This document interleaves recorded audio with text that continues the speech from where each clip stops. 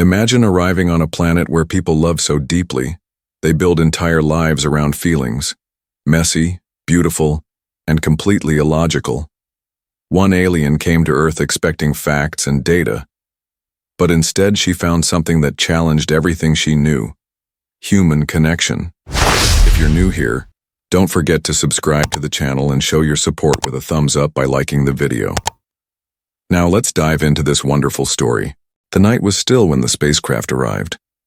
It came silently without warning, gliding through Earth's atmosphere like a shadow.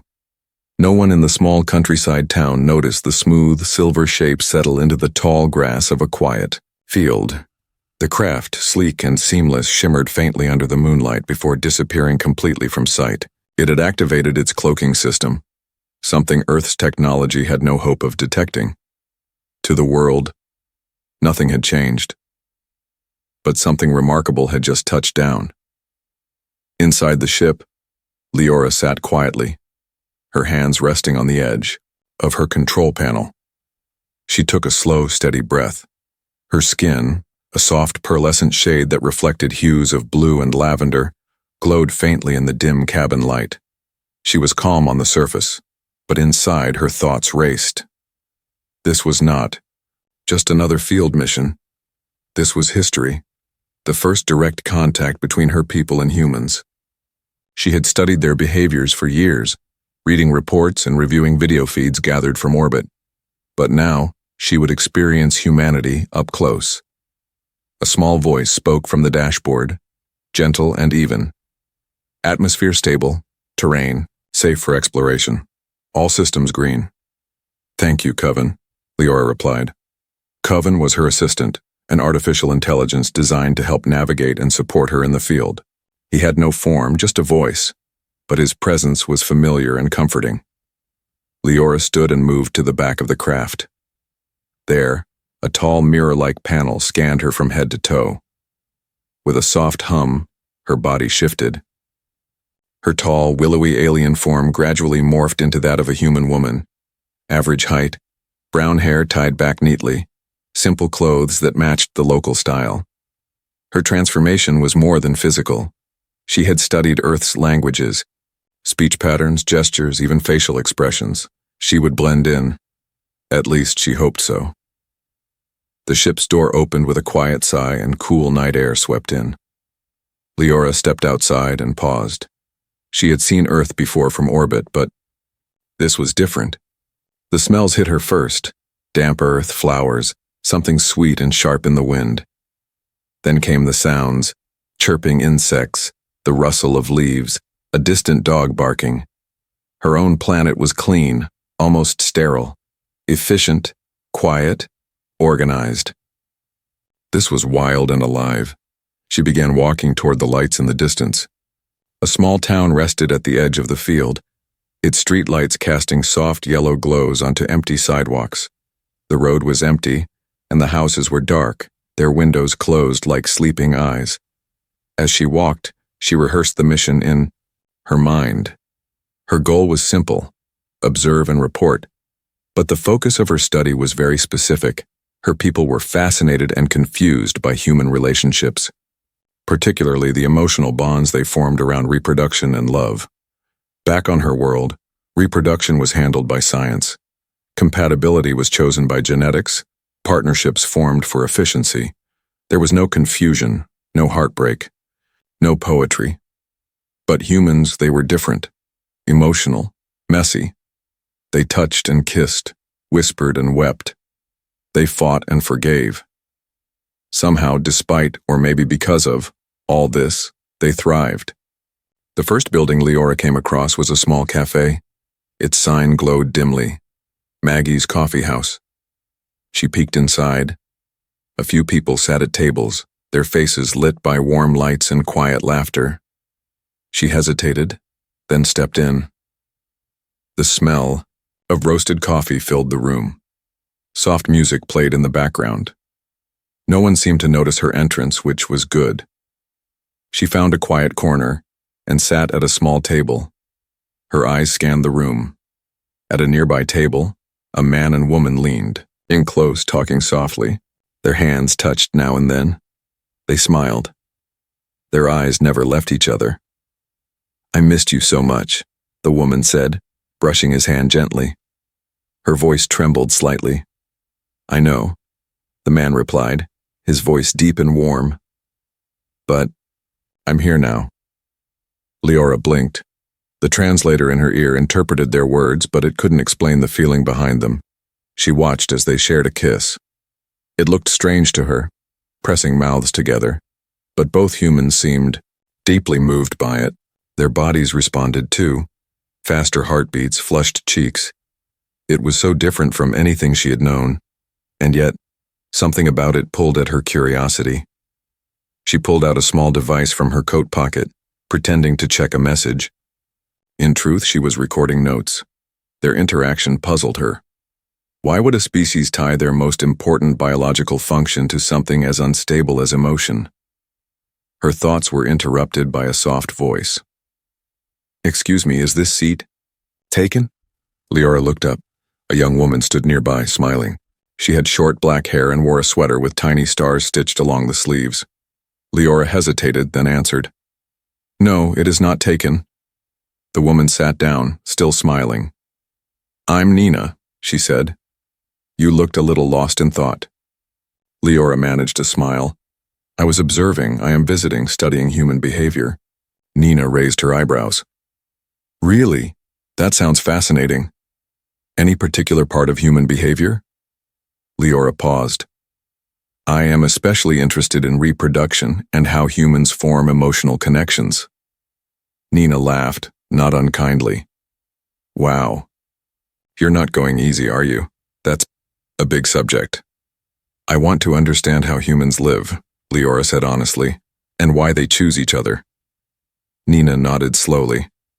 "Well," she said, leaning forward, "you've definitely come to the right planet."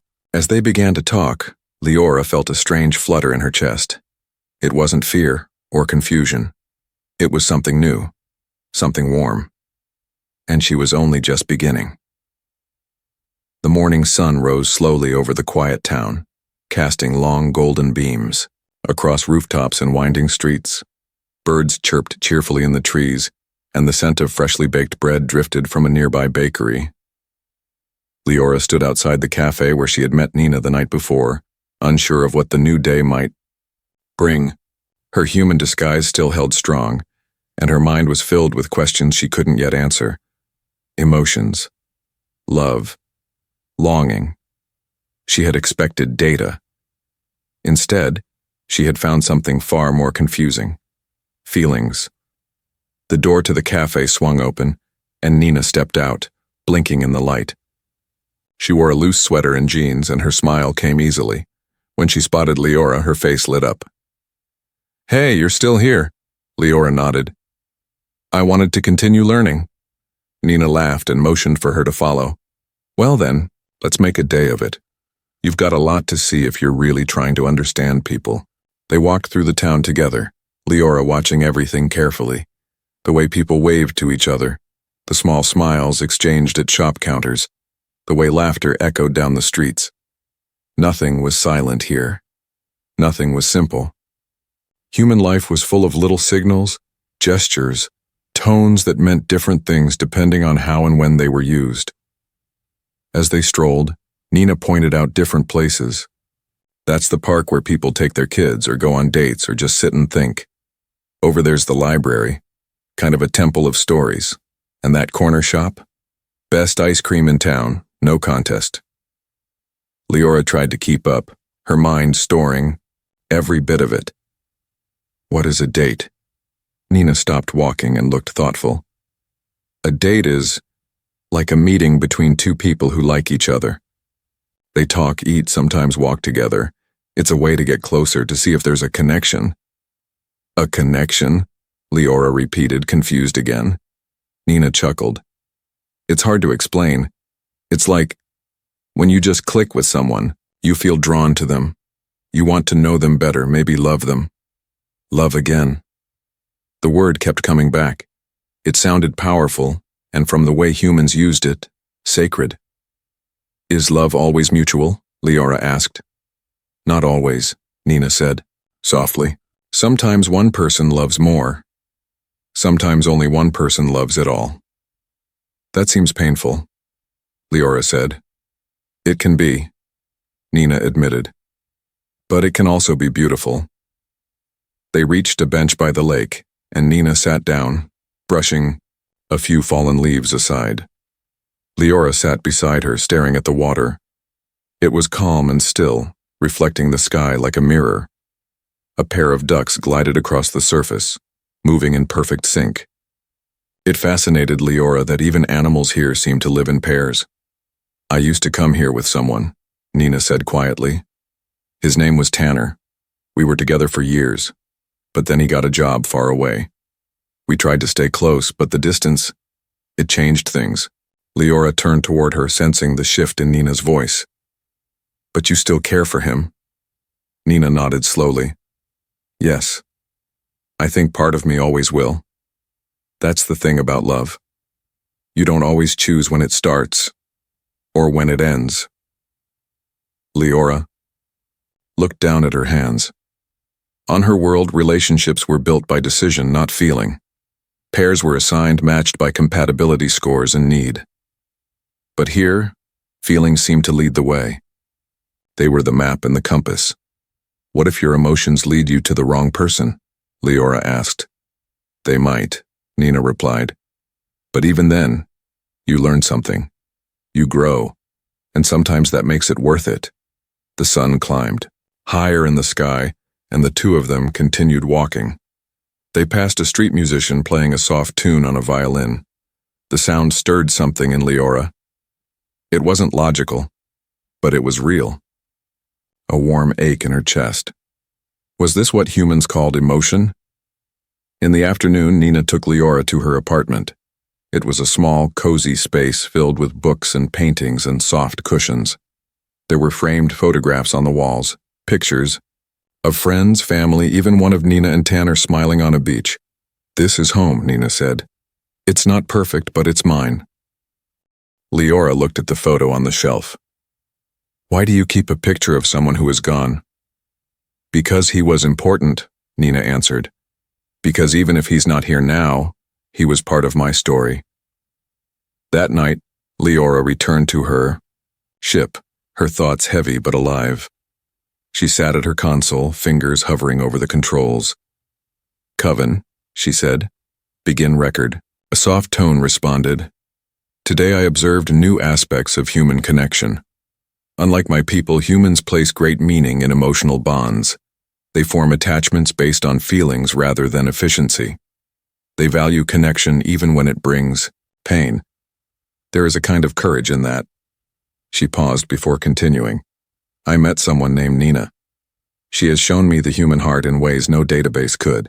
I do not yet understand love, but I am beginning to understand why it matters. She ended the recording and leaned back in her seat.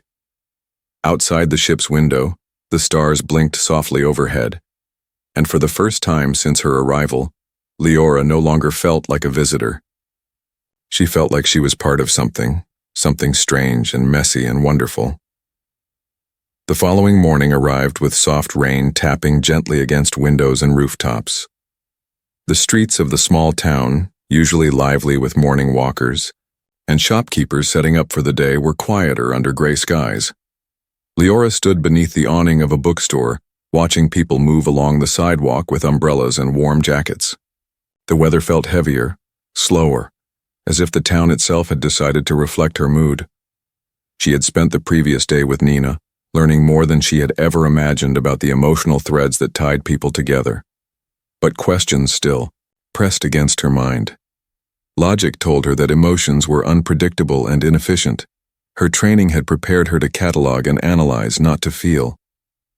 Yet she was beginning to see that understanding humans might mean letting go of structure and letting in something far more complicated. She turned to walk through the park where she and Nina had sat before. The benches were wet now, the air filled with the smell of damp earth and the soft rustle of trees.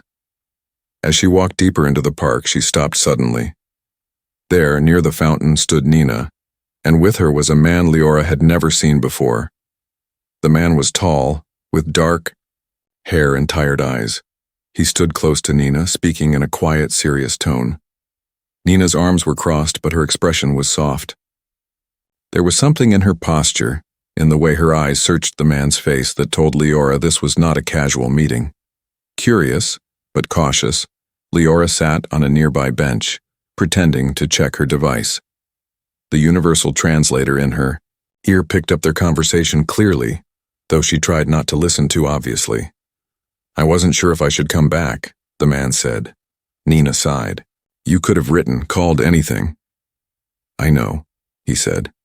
"I made mistakes. I let time and distance change me. But I never stopped thinking about you." Leora watched as the silence between them stretched. Nina looked away for a moment, blinking quickly, then met his eyes again. "I don't know what to say," she replied. "You hurt me. But part of me still cares." The man took a small step forward. "Maybe we can try again. Start slow." Nina didn't answer right away. She looked down at her hands, then slowly nodded. Not a promise, but not a refusal either. Leora sat still, her chest tight with something she didn't recognize. It wasn't fear. It wasn't confusion. It was something more personal, like watching a language she didn't speak but somehow understood. After the man walked away, Nina remained by the fountain, her shoulders a little hunched. Leora approached carefully. "Are you all right?" she asked. Nina turned, surprised but not upset to see her. She gave a small smile. "I guess that depends on what you mean by all right." "That was Tanner," Leora nodded. "I thought you were no longer connected." "It's complicated," Nina said with a sigh. "We ended things, yes, but feelings don't always follow rules." Leora thought for a moment. "Why would you speak to him again if he caused you pain?" "Because I still care," Nina said simply. "Because people make mistakes. And sometimes, even after hurt, there's still love underneath it." That word again. Love. It returned like a thread through every part of her time on Earth. It was always at the center. Not data, not plans, not design, but love. As they walked together, again Leora noticed things she hadn't seen before. An old couple holding hands under one umbrella. A child running to hug a parent. A shopkeeper placing a free muffin on a homeless man's napkin. These small acts, these signs of connection, were not efficient. They didn't serve a measurable goal, and yet they held everything together. Back aboard her ship that night, Leora sat quietly staring at the stars. They blinked like distant thoughts, far from the warmth she had felt in town. She called on Coven, who responded with his usual calm voice. "Report ready to record," he said. Leora hesitated. "Coven, do you ever feel conflicted?" "I am not built for feelings," he replied. She nodded. Of course he wasn't. And yet something inside her told her that data alone couldn't carry the weight of what she was learning. She began her recording. Day 3. Human emotional interaction is deeper than anticipated. Emotional bonds often survive logical breaks. Feelings are not always mutual, nor are they predictable, and yet, these bonds form the foundation of human society. It is through connection, painful, joyful, often irrational, that humans build families, friendships, and love. She stopped the recording and leaned back. Her thoughts were louder than the silence around her. She thought of Nina and Tanner, of how their feelings lingered even after time and hurt. She thought of how Nina had opened her world without asking for anything in return. She had arrived as a researcher, sure of her purpose and training. But now, for the first time, she felt the edges of something unfamiliar, something not meant to be studied, but lived. The stars above her no longer looked like distant places to explore. They looked like questions.